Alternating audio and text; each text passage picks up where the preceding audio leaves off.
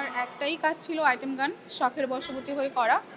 তারপর যখন আমি ধারাবাহিক কাজ করি আরটিভি, ২১শে টিভি, এনটিভি, তো আমাকে চ্যানেল থেকে কিছু নিষেধাজ্ঞা করে যে মিউজিক ভিডিও করা যাবে না, আমার কোনো আইটেম সং করা যাবে না, কোনো ওপেন কোনো ভিডিওর কোনো কাজই করা যাবে না। শালীনতা বজায় রেখে অন্য ১০ জন অভিনেত্রী যেভাবে কাজ করে ওইভাবে কাজ করলে তারা আমাকে কন্টিনিউয়াস আমার নাটকের স্পন্সর পাবে। দ্যাটস ওয়াই এখন আইটেম সং এবং মিউজিক ভিডিও আমি স্টপ করে দিয়েছি।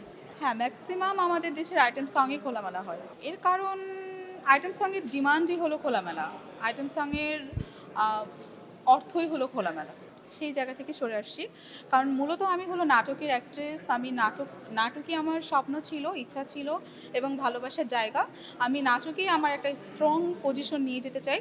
তো সেই জায়গা থেকেই আমি আমার স্বপ্ন পূরণের জন্য আমি আইটেম সংটা স্টপ করে দিয়েছি। শর্ট প্লে তো সবারই ভালো লাগে, আমারও ভালো লেগেছে এবং আজকের পারফরমেন্সটা ওরকম কোনো আমার প্রিপারেশন ছিল না আগে থেকে। যেহেতু আমি স্টার অ্যাওয়ার্ড, বাইফা, বাবি সাসের থেকে অনেক বড় বড় অ্যাওয়ার্ড শোতে আমি পারফরমেন্স করেছি।